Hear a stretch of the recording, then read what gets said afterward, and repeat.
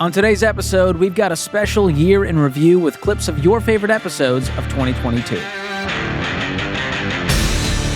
Welcome to the EntreLeadership Podcast from the Ramsey Network, where we help you learn the proven principles for winning as a business leader. I'm your host, George Kamel, and each week here on the podcast, I sit down with some of the best leadership minds out there to help you grow yourself, your team, and your profits. Well, as 2022 comes to a close, you might be reflecting on the year that was and looking ahead to 2023. Now, let me say, this episode is a little bit longer than normal, but I hope it's a refresher on what you've learned this year and an encouragement as you head into the next one. All right, our first clip is with our friend Patrick Lencioni. He's a best-selling author and president and founder of The Table Group, and he was my guest for the first episode of the year. We talked about the keys to growing as a leader in 2022, and this first clip you're about to hear is all about confronting underperforming employees. So without further ado, here's Patrick Lencioni. How do you know when it's time to let someone go, when you've given them all of the opportunities you can as a leader and it's not working out? Yeah, it's a great question. And we all wish we had some quantitative way to go, hey, there's the number, it's time to go, so we could take it off of our backs. And it's a judgment call, but here's the thing I've learned. This is one of the most important things I think I've learned in leadership, or with the simplest things. And Alan Mulally was the guy who did this the best, the guy who turned the Ford Motor Company around in like the early 2000s. What we have to do when we want to figure out whether it's time to let somebody go is we have to commit as leaders to constantly calling them out when we see them doing the thing that they're not supposed to do. So let's just say it's like if a person isn't hungry. If I want to know what to do about that, it's not an intellectual decision, it's more of a behavioral one. I need to say, I will tell you every time I see you failing in that area. Because if we do that, now, by the way, I'm going to tell you something. I'm not good at this because I'm a wuss as a leader and I don't like to do this, which is not good. So what I do is I'll go tell that person, like when I see them mess up with it, you're not working hard enough. You said you wanted to be hungrier. So this is what I need you to do. And then they do it again a week later. And I go right to my wife and I tell her. And then I go the next time I go right to my staff members, which is terrible because I don't like to have to confront people. But if we confront people, if we are just so consistent about staying on top of that, the third time you confront them, they're going to go, oh my gosh, there's nowhere to run and nowhere to hide. This is not going to go away. And they're going to do one of three things. They're going to improve their behavior. They're going to go, I need to get better at this. I need to demonstrate more hunger. That's beautiful. That's the number one thing.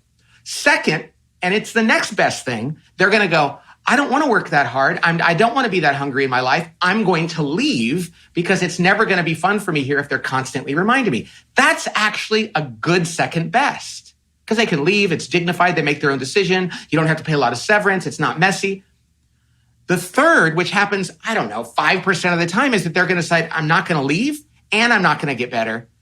That's their problem. And then you got to get HR involved in all that stuff. But when we don't confront people and we don't consistently stay on top of them, we actually make it likely that we're going to have to do the HR thing. And they're going to be surprised. And well, you told me that one time. No, but I told you and you never did it. Just keep saying it. Alan Mulally used to go to people and say, hey, you need to change your behavior here. But if you don't want to, that's okay. And they'd say, really? He goes, yeah, you don't have to work here. We could still be friends. And he wasn't mean about it. He was like, we could still be friends. You could have a good life. But if you're going to work here, you need to know I'm going to require this of you. And every time I see you not do it, I'm going to call it out. That's actually a form of love and it dignifies people. So if you want to know, should I get rid of this person? Just keep reminding them. And after a few times, if you really do it, they're going to opt in or out. And if they decide they're not going to do either, then you got to say, it's time to take them out myself. Yeah, Dave Ramsey is so good at that. He'll regularly remind us in staff meeting that we're free to leave. This is not a cult. We can still be friends. But if your heart's not in it, if you are not that ideal team player here for the right reasons, doing the work, then it's your time to go. So some great reminders there and a great framework. You know what's funny, though? People will accuse a company like that of being a cult. And of course, Jim Collins used to say, you should have a cult-like culture, not one that doesn't let people leave, but that says we believe in a few things. And if you don't meet that, then it's best for you to move on. And so I think people like criticize companies with strong cultures by accusing them of being a cult when it's like, no, but cult is in the word culture. What it just means is there's something that we have in common that without that, it doesn't make sense. Yeah. So it's actually a good thing. Man, I love that guy. Always love getting to sit down and talk with Patrick Lencioni. And he's going to be joining us for EntreLeadership Summit 2023. So if you want to hear more of him alongside the rest of our incredible lineup, speakers like Dr. Jordan Peterson, Malcolm Gladwell, Dave Ramsey, and so many more, then you've got to get your tickets now. It's happening in Nashville, Tennessee, May 30th through June 2nd. Go to EntreLeadership.com/summit to secure your spot. All right, our next clip is with Ryan Mickler. He's an Iraq combat veteran who started a movement and podcast called Order of Man, which has been downloaded over 20 million times. And I got to sit down with Ryan and talk about how successful leaders solve problems. And in this clip, we're talking about why having a framework is critical to problem solving. Enjoy this clip. There's a lot of leaders listening right now who probably have, resolutions in all areas of life, things they want to approach this year. Yeah. But they have a lot of problems they need to solve and a lot of things to juggle. So I want to walk through this framework that you've developed to help kind of figure out what the problems are, find the right solutions, and move forward. Sure. Yeah. Yeah. I mean, it is important that we have these frameworks that we work in because it might just be, well, number one, you're probably going to miss a lot of opportunities if you don't know what to look for. And then number two, you won't have a method for solving those problems. And then number three, you won't actually know if what you implemented is working. So I work best in frameworks. And yeah, we can explore and talk about all these little side conversations and things. But for the most part, like keeping it within a framework is really helpful for me. So I imagine it's the same for other people. To have that filter, so your brain can go, all right, I can burn less brain calories and walk through this process that can help me get to the result I need. Yeah, because I think a lot of people seem to believe that action is prudent. So they'll run around, scurry around, do everything, try to fix everything themselves and think, well, I was busy, I must have been productive. No, you were just busy, but did you actually move the needle? I don't know. Well, we need to know that, right? And so that's what frameworks help us do. So the first part is that what you want to get into? Yeah, let's do it. Yeah, I mean, the first is just to look to identify problems. Some of those are going to be low-hanging fruit. And what I would suggest that you do is just start writing these things down. And you don't have to be in a leadership position to do this. Okay, so if you recognize and acknowledge that there's problems in your home or problems in your work environment, just start documenting those things. One trap I would say is don't list them all and then give them to your boss or your man and say, here's all the problems that I've identified. That's not going to serve you well. This is for you. Okay, this is what you need to deal with. There might be one or two problems in there that you acknowledge that, hey, if we fix this, this will make everything else better. And I've noticed that. There's some problems that will just wipe out a lot of other issues that are taking place. And if you're going to present this problem, you better have a solution to it as well. If you're going to go to an employer or a boss or a team leader to be able to have a solution to this as well, at least something to propose. Because what I see is when somebody comes to with a problem, whether it's my kids or somebody at work, great, you just signed on to fix that problem. And if you already have a plan in place, I think your leaders are going to see that and be excited that you're around because that's what they're looking for as well. Yeah, that's a different conversation and a different posture to take when you say, hey, I've noticed all these problems. I've got some ideas on how we could solve it. I'd love your help. Every leader is happy to hear that. Well, and you don't look, here's the thing. Solving problems, or at least acknowledging they exist, sometimes has a tendency of making life harder for people, right? Because a lot of the times, even in organizations, they take those problems and everybody knows they exist. Like everybody knows you're not hiding them, but people sweep them under the rug a little bit and hopefully they'll just go away and dissipate. Eventually they don't, the rug gets taller and taller. So there's a reason that hasn't been addressed yet. And the reason might be something that you're not aware of. So don't fall into that trap. Or it might just be because the solution hasn't been proposed or they don't have the resources, whether it's the financial capital or even the manpower to be able to deal with it. So your job when you're solving problems is not to make life harder on everybody else who already knows the problem exists. It's to make it easier. And if you can grease that groove, you're going to be looked at as a leader. Yeah. So as you look around, you're finding all these problems, which most leaders don't have a hard time with. How do you know which ones are worth solving? Because some of them may, not my monkey, not my circus. Do I have to decide what we're going to do for the team lunch and what kind of paper thickness we need for the printer? There's a certain level where the leader needs to go, all right, I need to figure this out, but I need to delegate it. Yeah, you got to look at your objectives first, right? So if your objective is to give everybody lunch, like it really doesn't matter if you bring in turkey sandwiches or ham sandwiches. Like lunch is lunch. Do half of each and you're good, right? Like, but we do get caught up on that stuff. But you got to have a purpose for your organization or your family. I use them interchangeably because we work them very much the same way. But there's got to be a purpose.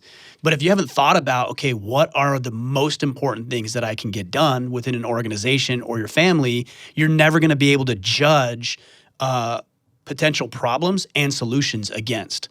So if we're looking at my business, for example, my number one priority is to get interesting, fascinating guests on our podcast. That's it. That's the single most important thing I can do. And then it's to take that information and then present it to the public who can be served by it. So there's other problems that creates, like, well, what if the video's not good? What if the audio's not good? What if this is not good? Well, the first thing is to get a good guest. And so I've brought on somebody who's been very, very helpful, Brandy, to help me secure podcast guests, because I recognize that although that wasn't a problem, I wanted to elevate that and have help in that department. Now that that's checked off the list and that's covered, I can start looking at some of these ancillary problems that are created because of it. So it helps you focus on different issues, more important issues, strategic opportunities that you might have in the future. That's right. That's good. And the other thing you have to consider is, with the problems that you're identifying and recognizing, are you the best person to solve those problems? Because as a leader, maybe it's a bit of narcissism, maybe it's a bit of ego, maybe it's just a bit of intense care for the project that you don't want to let it go. And what I've found is that, I'll take my podcast, for example. Not only do I not want to edit my podcast, I am not as good as having an editor for my podcast. And my sole purpose is to put good information out into the world and fascinating conversations. Then that means I need to bring somebody else in to do this who can do it better than me. And it does something else. It frees up our time to focus on what we are uniquely qualified to do. So I might have and I do have a great podcast editor, but he's not going to be as good as me when it comes to doing the podcast. So I got to free up time for him to do that, free up time for me to do my thing, and we're both better served because of it. And the people who listen are better served as well. All right, next up is one of my favorite conversations of the year, Jocko Willink. He's a decorated retired Navy SEAL officer, a best-selling author, and co-founder of Echelon Front, where he's a leadership instructor, speaker, and executive coach. I talk with Jocko about why your routines shape the future of your leadership. And in this clip about discipline, I asked the question we've all been wondering, does Jocko take days off? Let's see what he had to say. So when it comes to all this discipline and these routines, is there ever a worthy excuse where you go, all right, I slipped today? You know, I'm sure you've had days where there was some kind of failure. I mean, maybe not for you. For the average person, you might miss a workout day, you miss the routine, something comes up with family. What is a worthy excuse to lose that level of discipline for the day? No, I mean, what? Broken water heater, kid calls from school, sick, kid throwing up all through. I got 4 kids. You know, I've done every one of these things that can happen has happened to me. You know, the kid throwing up in the middle of the night, you're up all night with the little kid. You could take him to the hospital, take him to the emergency room. Water heater's broken, floors flooded, car, what? Yeah, you name it. All these things. Life happens. Life happens. That's one of the reasons I say when people say, oh, do you ever take a day off? I say not voluntarily, because life is going to give you days off where you can't, let's say, physically exercise because you got to take your kid to the emergency room because they slipped and cut their head open. Okay, well, you just got a day off. Sometimes travel. Look, I like to work out when I have to travel. I like to work out before I travel. But sometimes, you know, that would mean I'd have to get up at 2:30 in the morning. And now I'm on 4 hours of sleep or 3 hours of sleep. I know that's not healthy. So you know what? Travel day with a really early flight, maybe that ends up being my day off. And look, life is going to give you days off. No big deal. If you slip off the path, if you fall off the path, and maybe you just feel like crap in the morning, that's okay. Now I can tell you, here's one small rule that I do have. If I get in that mode of where I feel tired, like, oh, I think I'm overworked, I think I'm overtraining, I think maybe I should just take today off, I won't take that day off. I won't take that day off. I'll say, okay, if I'm still tired tomorrow, okay, I get it. But if I wake up 4:30 in the morning, I go, man, I really don't feel like working out today. I think I might be overtraining. Cool. I'm going to go work out right now. If I feel the same way tomorrow, then I get the day off. You don't want to rationalize the situation, right? You don't want to give yourself an opportunity to say, well, because there's a million excuses you can come up with at 4:30 in the morning. I'm overtrained. I need more sleep. I need more rest. I think my circadian cycle is off. Whatever excuse you want to come up with at 4:30 in the morning, you can do it. You're smart. You can win that debate all day long. That's why I don't negotiate. I don't negotiate those things. I say, oh, if I'm still feeling tired tomorrow, I'll take a day off. Cool. Got it. But don't take today off. Save it for tomorrow.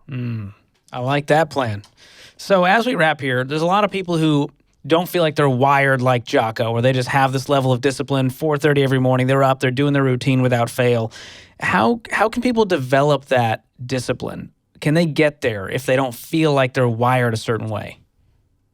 Yeah. So first of all, 4:30 is kind of arbitrary, right? That's what works for me. That's not what works for everybody. Everybody has a different life. Everyone needs a different amount of sleep. If you want to wake up earlier, what you need to do is start waking up earlier. And you don't need to wake up at 4:30, but I would say what I would recommend is start off by waking up a half an hour earlier than you normally wake up. Try that. And listen, you can't just do it for one day. You got to do it for 3, 4, 5, 6 days in a row, because what will eventually happen, you'll start going to bed a little bit earlier. That's what you want. You wake up with an extra half hour in the morning. That is 20 minutes of exercise. That is 20 or 30 minutes of whatever, you're trying to write a book. That's 20 or 30 minutes of writing. That's 500 words of progress. You need to craft a couple emails to some clients that you haven't reached out to. 30 minutes, you can get that done. Oh, you get your morning routine done, and now you have a half an hour to sit there and have breakfast with your kids before they go off to school. But a half an hour, if you utilize it correctly, is a huge amount of time. So don't sit here and say, oh, I want you to wake up at 4:30 in the morning. No, but if you normally wake up at 7, try getting up at 6:30. Try getting up at 6:30. And when the alarm clock goes off, get out of bed. That people say, how do you wake up so early in the morning? I'll tell you how I wake up so early in the morning. When the alarm clock goes off, I get up and get out of bed. That's what I do. That's the magic. That's the secret. That's it. When the alarm clock goes off, get up and get out of bed.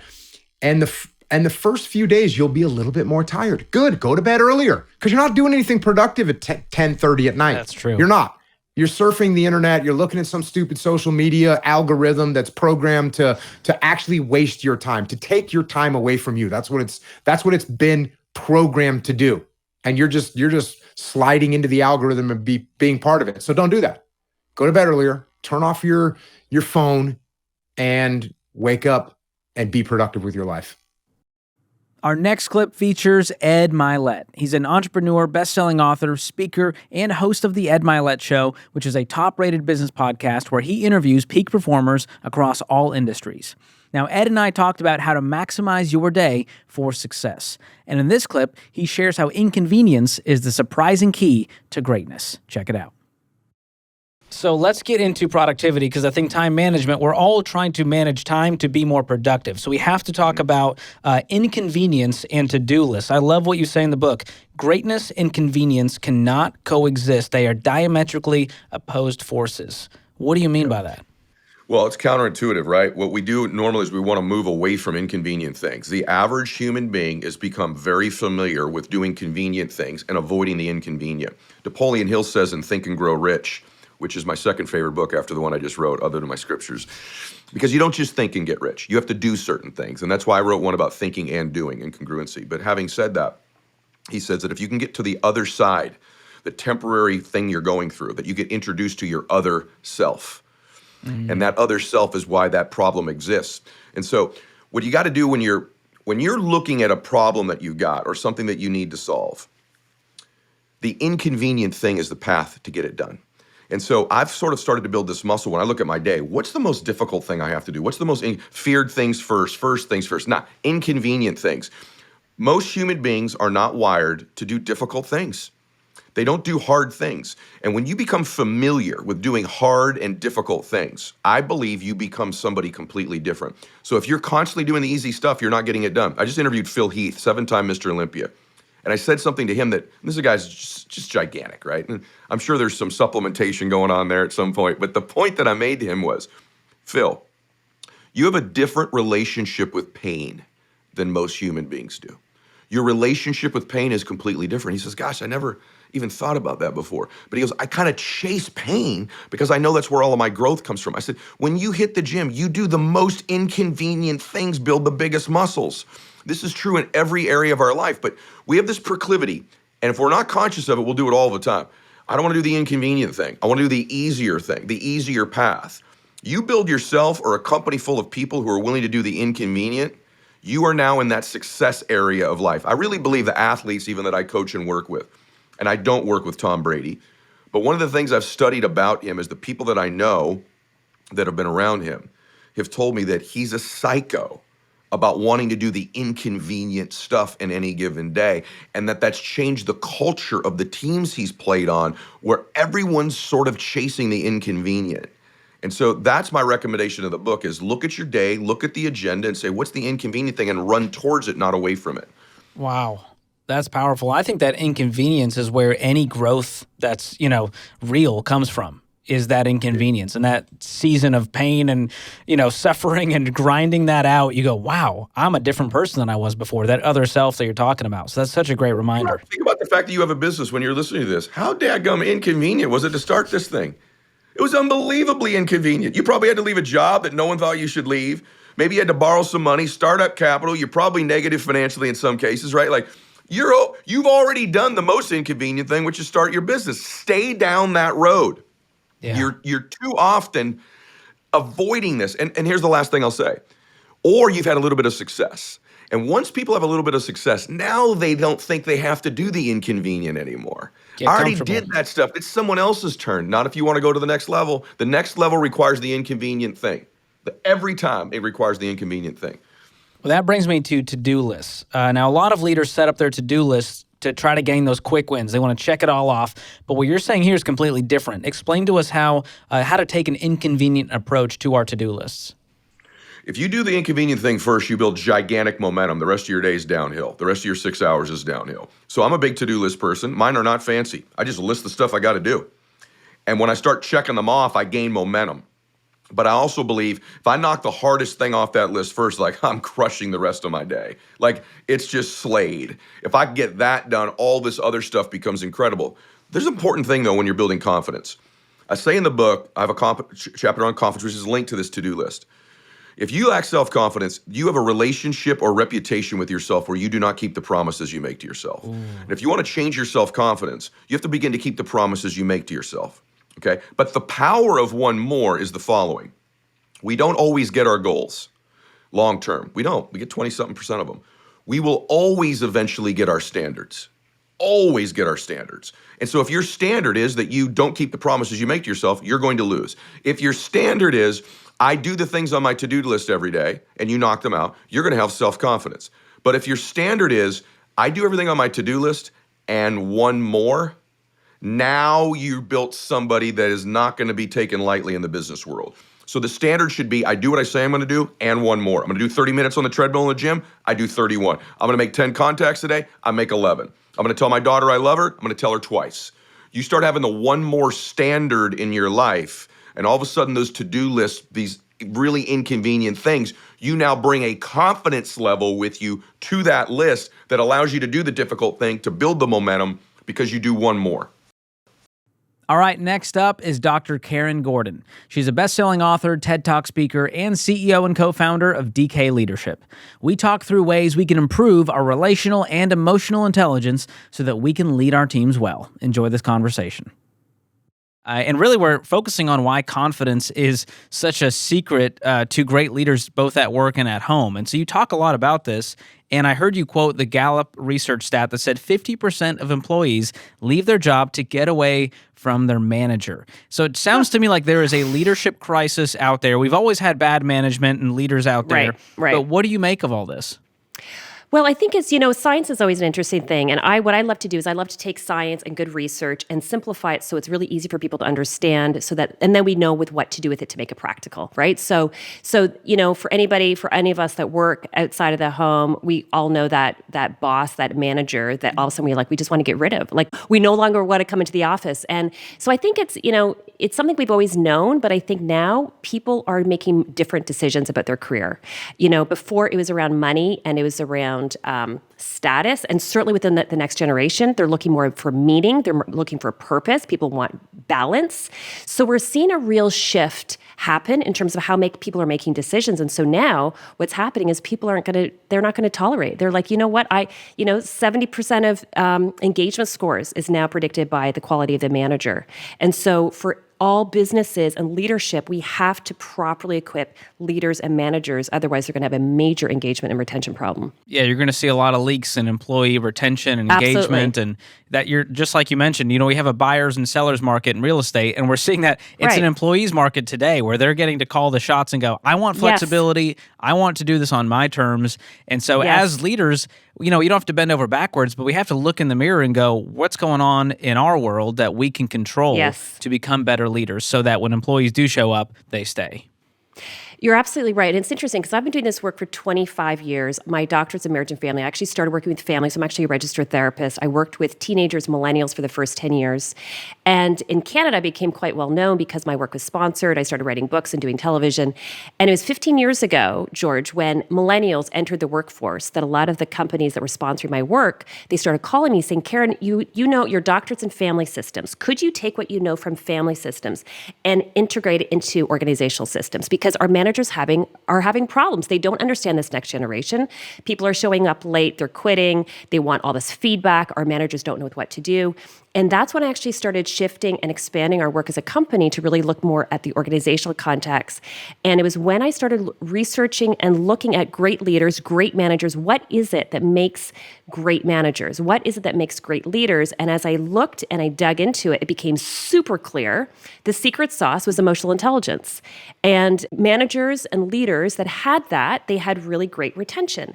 And the great thing about EQ, it's learnable. We can all learn it. It's not like IQ that's more genetic. EQ is actually a set of learned skills. There's 5 core skills, and one of the core skills is confidence. And that's kind of how confidence kind of fits into this big puzzle around leadership. Man, what an episode so far. So many highlights, so many nuggets from so many amazing conversations. And you might be wondering, how could it get better than this, George? Well, somehow it does, because up next, we've got Dave Ramsey himself, founder and CEO of Ramsey Solutions. Now, this was a special episode where I gave you exclusive access to a part of a talk he gave at EntreLeadership Master Series. His talk was all about decision-making for leaders, and in this clip, he shares why you can't afford to be indecisive. Here's Dave from the EntreLeadership stage. Your business, your ideas, and your team will be paralyzed by an indecisive leader. I have leaders on my team that are very deliberate. They need all the details. They need time emotionally to process it, and they make decisions very slowly, and I am fine with that as long as they make the freaking decision. I have leaders on my team that are like me. I'm a super high D. I make a decision. If I don't like it or it's wrong, I'll just make another one. Like in the next 13 seconds, I'm fine with that.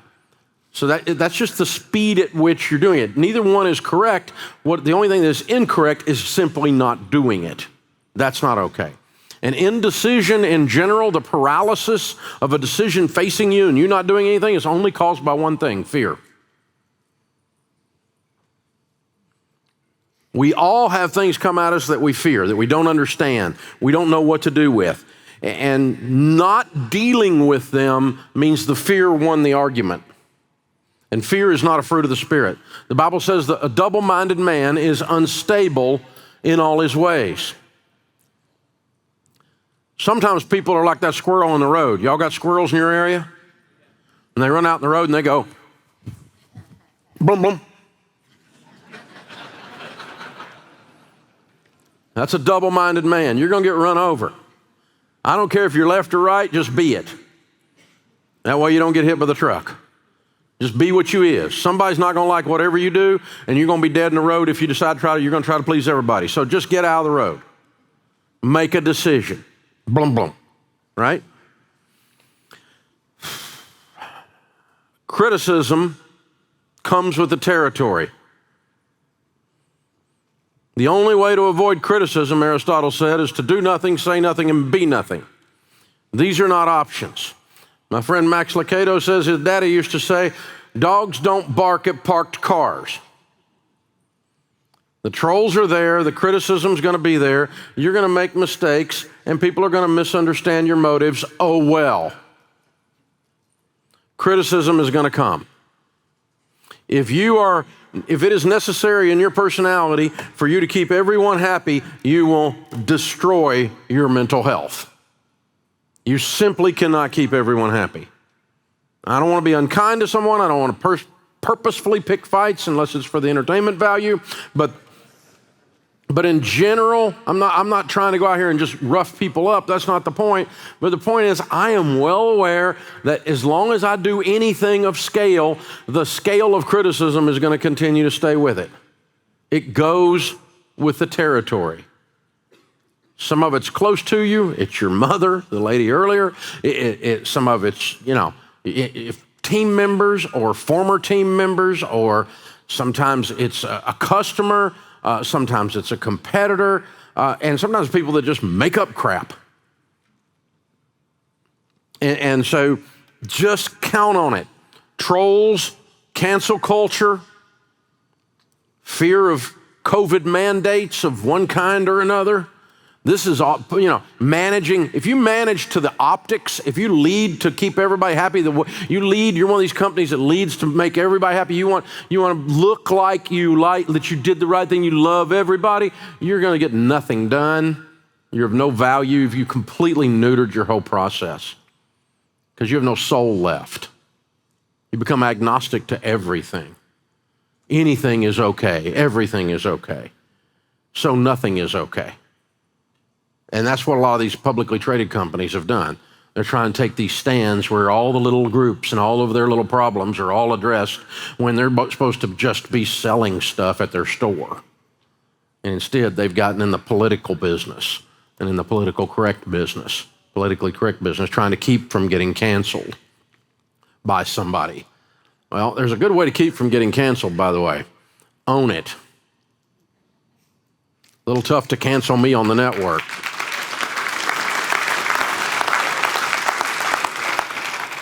Now, I'm not trying to be offensive to some group or whatever. I'm not setting out to do that, but I'm also not going to live in fear of that. We're going to get business done. We're going to love people well. We're going to be kind, and we're going to be excellent at what we do. And because we're moving things around, somebody's pissed all the time.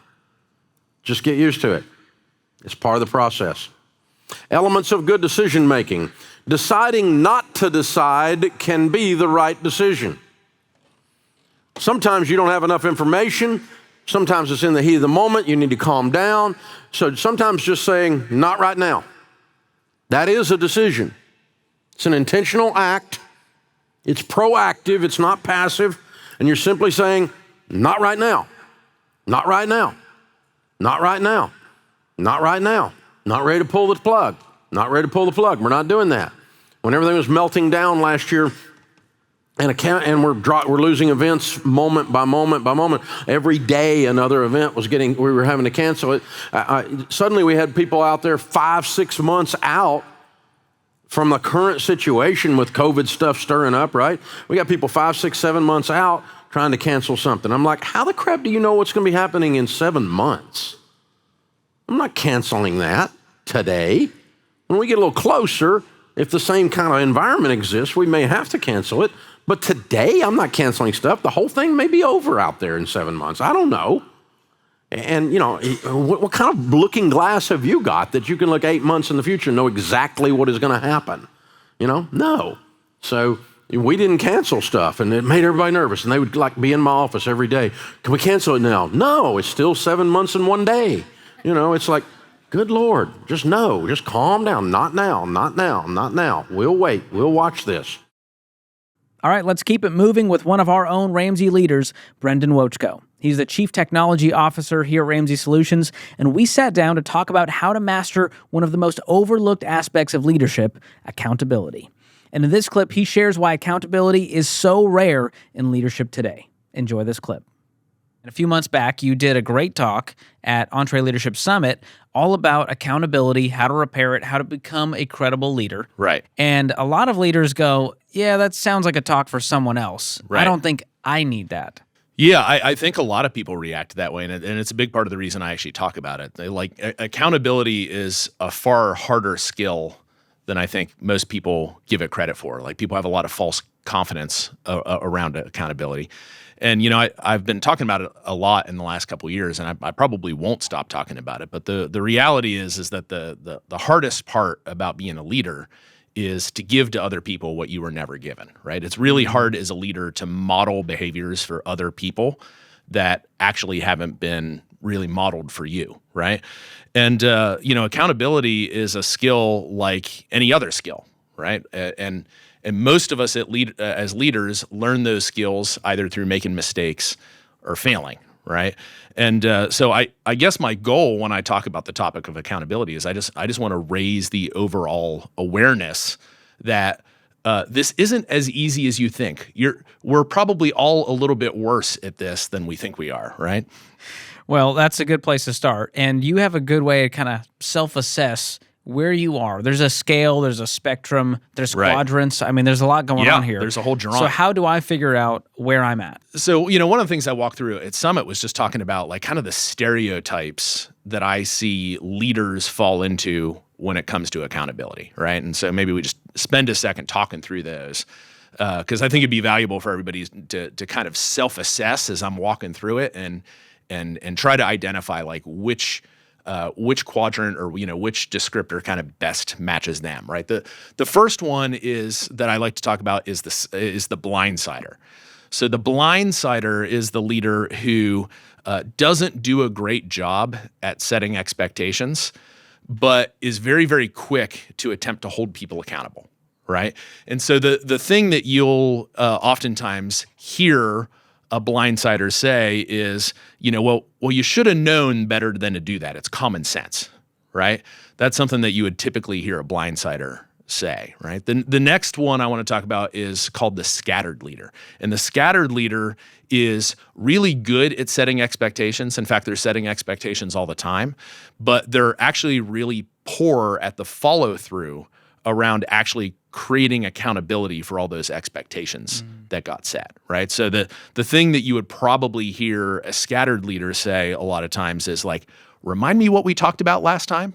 They kind of have a problem tracking between conversations. So big on expectations, kind of poor at accountability.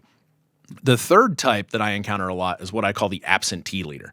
And this is the one that you really don't want to be, but if you're really honest as a leader, probably all of us have had like those absentee moments with members of our team, which is we're not setting expectations and we're not creating accountability, right? So the thing that you would probably hear, which means the team has no clue what winning looks like and if they're even heading in that direction. Yeah, a lot of people, kind of use the excuse, well, I hired you for a job, you should just kind of know what to do, right? And so that's definitely not a good setup as a leader, in terms of leading people. You got one of the poorest forms of leadership because there's not even an attempt being made on either side. Right. Yeah, it's just kind of lazy, right? So the thing that you'll hear absentee leaders say a lot of times is like, well, something feels off. A lot of times they'll kind of speak in platitudes, right? Like, well, something's not right. I really need you to lean into it and figure it out, but I can't really give you any advice or any insight or any coaching or anything like that. Very that's helpful. The absentee leader. Yeah, right. The leader that we all want to be is the credible leader. And the credible leader is a leader that's really great at setting clear expectations and really, really great at follow through in terms of, creating accountability for those expectations that have been set. So, the classic thing that you might hear a credible leader say is, hey, what's the latest and what can I do to help you? They're checking back on a really regular basis. Yeah. And when you have rhythms of that creates that credibility with the team where I know exactly where Brendan's head is at. I know his expectations. I know what he's going to ask me when we meet, and I'm prepared. Right. Yeah. And that's what we all wanna Consistency be. is really, really important. Now, getting there is a different story. Right. And that's what we're all here to do today. Right. So let's dive into this. Let's start with a quick definition of accountability, because that means a lot of things to a lot of people. What's your definition? No, you're right. Yeah, when I jumped into all this, it was pretty clear that like a lot of people are just operating off a different definition, a different sheet of paper. And so here's my definition for accountability. Accountability is a repeated pattern of verifying that expectations are turning into results. Ooh, say that again. Okay, yeah. Accountability is the repeated pattern of verifying that expectations are turning into results. So like when you think about that and kind of break it down, accountability can't be a one-time thing, right? You just, or really it can't be an infrequent thing. It's got to be a frequent thing. It's not something that you do spontaneously, right? You got to have a plan, like you were mentioning a little bit just a couple minutes ago. It's got to be in a pattern and in a routine. And, great accountability can't actually happen if you haven't also mastered setting expectations really well. All right, next up, we've got Craig Groeschel, a best-selling author, co-founding and senior pastor of Life Church, which is one of the largest churches in America today. He also hosts the Craig Groeschel Leadership Podcast. And I talked with Craig about how to use systems to achieve your goals, and in this specific clip, he shares his daily habits for crushing his goals. Here's a snippet of our conversation. Yes, so have you found any personal wins recently when it comes to systems that you or your team had put in place? Yeah, so I'd say on both personally and professionally. In fact, we were talking just kind of personally before we started about fitness and how you have a good diet and such. And, my personal life is really a reflection of systems, meaning someone may say, how do you stay fit at your age, or how do you have a good marriage, or how do you stay spiritually strong, or how do you grow in your leadership? And the result of all those things would be a system. From the time I wake up in the morning, and like I said, boring. George, I tried to write a book called "Boring Your Way to Success," and the publishers wouldn't go with it. They weren't excited about that. Not at all. I think boring is the new exciting, and so it's the small, consistent things that people do that bring about the visible results that everybody wants. So it's anything that you see in my personal life or in my professional life, or my spiritual life, physical life, anything that's good is a reflection of a good system. Anything that's not there. So from in the morning time, it's boring. I get up at the same time. I eat the same breakfast in the same way, in the same bowl. I do my devotion in the same way. I go through kind of a mental checklist in my mind in the same way. I get into the office and I spend the first 3 hours doing the same thing. I leave at the same time. I go to the gym. And so those are systems. In our office right now, we've restructured our office, and we're creating new systems to expand our impact. Systems are a multiplier.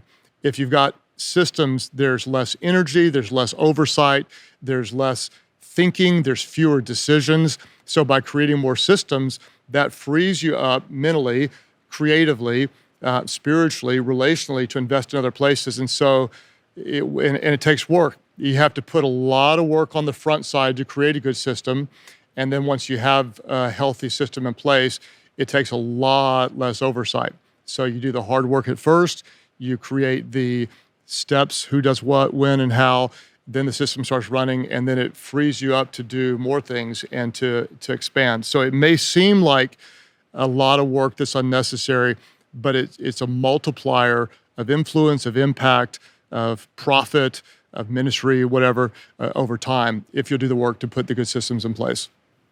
Yeah, it reminds me of the legendary Steve Jobs black turtleneck that he would wear every day, because it was one less decision that freed up more creative space to do the job that he had to do. And it's boring, right? Like you mentioned, culture celebrates the exciting, the new, the fun. And what you're saying is it's the small, consistent, disciplined habits that you create is what actually leads to success. It is 100%. It's the small things that no one sees that leads to the big results everybody wants. It's what we do consistently that makes a difference, not what we do occasionally. And a lot of leaders, we want to systematize everything. We want to systematize our feedback. So we're going to have a great feedback culture. So we don't wait to give feedback until we feel moved, until there's something that's worthy of feedback. we say everything's worthy of feedback. So we're gonna create those systems. Same thing, if you want to stay small, let your systems be healthy. If you want to reach more, if you want to stay small, let your systems be accidental, let them be incidental. If you want to be big, have a bigger impact, be intentional about it, do the work up front, and watch as it multiplies your ability to grow or impact whatever you care about. Okay, coming up next, we've got a clip with another Ramsey, Daniel Ramsey. He's the Executive Vice President of EntreLeadership, and we sat down to talk about how to break through your own leadership lid so that you can become the best leader you can be. Check it out. You've probably found out early on your own leadership lid as you stepped into leadership many years ago. What were the things that you found were holding you back, holding the team back, and holding the business back? Man, that statement of what got us here won't get us there. I feel like I used to weaponize that statement to try to influence people upstream of me. You're trying to break things. That's right. And I felt like the one that was pointing the finger and saying, "Hey, you're the old dinosaur that needs to change," or whatever. Honestly, over the last several years, especially being in leadership, I realized that I'm the problem. I'm the one that needs to reinvent myself. I'm the one that needs to change. I'm the one that's I'm going back to my old bag of tricks, expecting them to work the same way they worked in previous years or seasons or teams. Now, some things do. Principles, just basic leadership. A lot of the stuff we teach at EntreLeadership is it doesn't matter what industry you're in or whatever, it's going to work. But when it comes to the ideas, when it comes to being fresh with how we go to market with something or a strategy, man, I have learned and I've been really humbled that my ideas aren't as good as I used to think they were. And so I've had to rely way more and more on the team, and I've had to look for opportunities and spend more time asking questions and seeking out ideas and opportunities from around our team and the market and researching online. And so I definitely have been the lid the vast majority of the time. The first step is self-awareness, and you got that down. And, Dave started this place on a card table in his living room, famously with one team member, himself, and obviously scaled it over time. And it's a great example of what got us here won't get us there, because over time, the process has changed. And he talks to our team about this in staff meeting all the time. Hey, our mission, our values, our principles, those will not change. They've been the same for as long as we've been around. Exactly. But the way we do things has to change over time. So have you found yourself kind of stumbling, maybe as you've entered this new role in EntreLeadership, are there any mistakes that you look back and go, man, wish I did that differently? Yeah, there's definitely a lot of mistakes I can look back on, and I have regrets or I realize I really screwed it up. One of the things I've been learning recently is how often that I can look back at a season or a time where I made a decision, I was decisive, and I held on to that decision too long, meaning the environment changed, the team changed, things changed, and I held fast to a decision I had made that had probably expired. And more recently, I've been challenging myself to think, hey, what are decisions I should revisit and maybe make a new decision? I've been trying to give myself the freedom to change and make new decisions along the way and not being stuck in a decision that I've made in the past. And so I look back at different seasons of business that I've been in on various teams, and I'm like, I made some big decisions where I didn't necessarily think through all the consequences. And when those consequences came up, I chose to stay the course versus making a new decision. Is there some sunk cost fallacy in there where you're kind of going, well, I got to stick to my guns. This is going to make me look bad with the team and for the business. We're going to stick it out. Absolutely. We'll figure it out later. Absolutely. That's hard to do, to kind of swallow your pride and own it and do it in a way where you're communicating that to the team about your failure. Have you done that? It is horrible. George, there's nothing worse than standing up in front of the team saying you're wrong and you're going to change direction. It's the worst. Most leaders think that makes the team lose trust in you. Have you found that to be the case, or does it increase not at trust? all. Yeah, it blows me away whenever I get up in front of the team and I own a mistake or I own something that went wrong.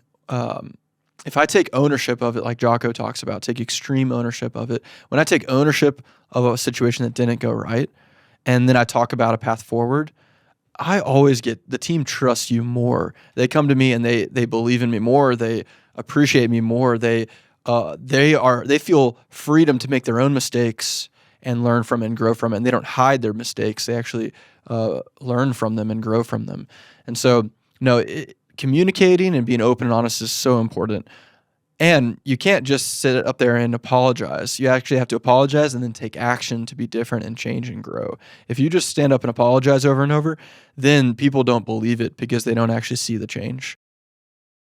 All right, last but not least, we wanted to end on a fun note.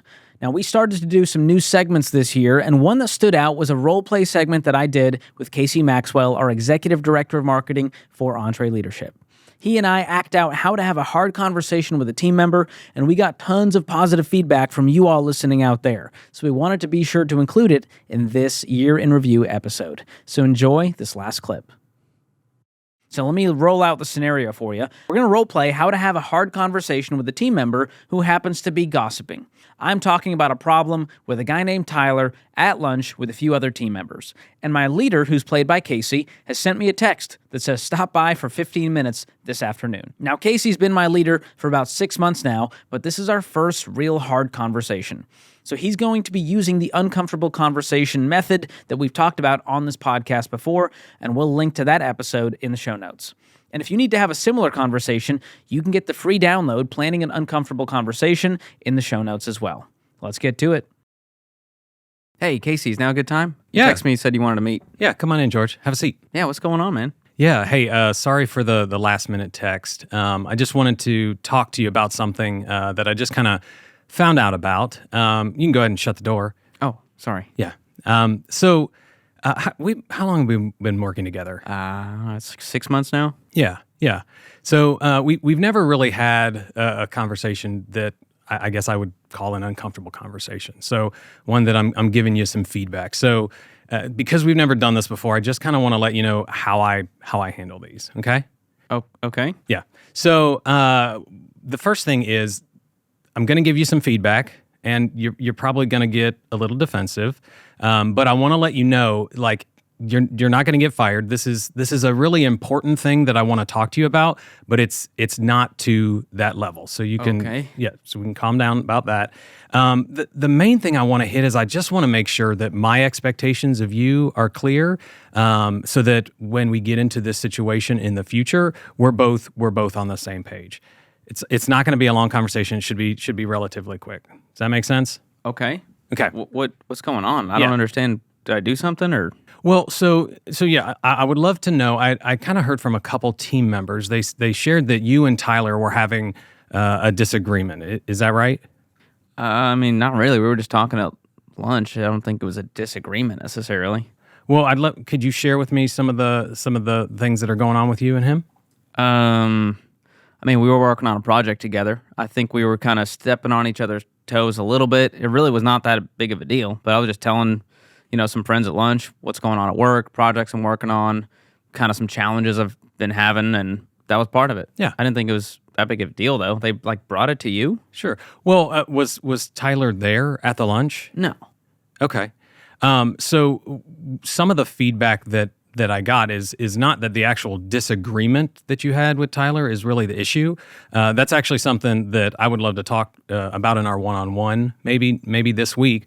But the fact that you were bringing it up in a setting where, first of all, Tyler wasn't even there, and secondly, all of the people that were at that lunch table were not involved in this disagreement. Right? So you brought them into a disagreement, and that's actually what we consider gossip. Oh. I mean, I don't think I was gossiping. That feels like a stretch to say that. Well, we have a core value of gossip, right? The no gossip policy. Yes, Sure. yes. Well, how we define gossip is actually talking about a problem with anybody that can't actually help you fix it. Okay? So of all of those people that were at lunch, could any of those people help you fix this problem that you were working on? I mean, not really. It's just kind of what, it's what happens with friends. You kind of just vent a little bit and have some lunch and move on with your day. Yeah. But do you know what actually happens when you're doing that? The fact that Tyler wasn't there, right? You're starting to set a precedent in the team that whenever anybody has a disagreement, they can go talk about it with anybody else on the team. And what that does is that starts eroding the unity and the trust that we have. We really want to make sure that you understand that I know it seems kind of like, oh, not a big deal. Oh, I was just sharing this with friends. But it actually really is a big deal. That's actually something that I want you to bring to me as your leader so that we can discuss it. Because if you and I talk about this, I can help you figure out ways to solve this, whether it's you and I talking about it and you go and solving it, or bringing Tyler in and have those type of conversations. Like, is there a reason you've never brought that up in any of our one-on-ones? I mean, honestly, I just know that you're so busy, and half our one-on-ones have to get rescheduled because a fire comes up. And so when we meet, it's all business. It's just tactical. Here's what's going on. Is the project, are we on track? What's the numbers? What's the results? And so I haven't really felt like it was that kind of dynamic to where I'm bringing you menial little problems. Yeah. I didn't want to bring you into the drama. I know you got a lot going on. Yeah. I mean, I appreciate that. I really do. Honestly, that's on me. I mean, I love winning. You've been on this team for 6 months. I love hard charging. I love, hitting goals and doing all of that. And sometimes I can put blinders on and just be so focused on the stuff that you're doing that I don't ask what's going on. What are those frustrations? I don't give you a place that you're able to vent. So, first of all, I apologize for that. That's not the type of environment that I want to create. I want to make sure that you know that you can come to me anytime and talk about this stuff. If you want to vent, if you want to just talk about frustrations or things that are going on, please bring that into me. And I'll commit to you to make sure to, hey, I'm going to bring this up. I'll make sure to ask questions. I'll slow down, and I'll make sure that I'm not rescheduling our one-on-ones because they are really important to me. I appreciate that. Thanks, man. So does that make sense when I was talking about gossip? Like, I know that you the way that you see it, and a lot of the ways that people think about gossip, they think, oh, I'm just venting, I'm just telling with the team. But do you understand why that's so important to me and this team? Yeah, no, I understand that. Okay. I didn't see in that light, but I understand how that could create some dissension among the team and break that unity that we're trying to build. So yeah, I get it. Awesome. So like we said, it's a very important thing. And again, because I wasn't clear on expectations, this is not something that is, hey, we're going to hold this against you forever, right? This is something that now, hey, oh, George is a gossip. That's not what it is. But I also want to be very, very clear that now that we've set these expectations, if we have this conversation again, it's going to go very, very differently, and there's going to be a very different outcome. That's why we have no gossip as a core value, right? It's a very big deal to us. Does that make sense? Mm-hmm. So the next steps, let's talk about this in our one-on-one. We'll make sure to dig in, and we can figure out, should we bring in Tyler, and we can handle that together. I know this was uncomfortable. I know it was kind of weird. I really appreciate the way that you took this feedback. I think that you're a really important member of this team.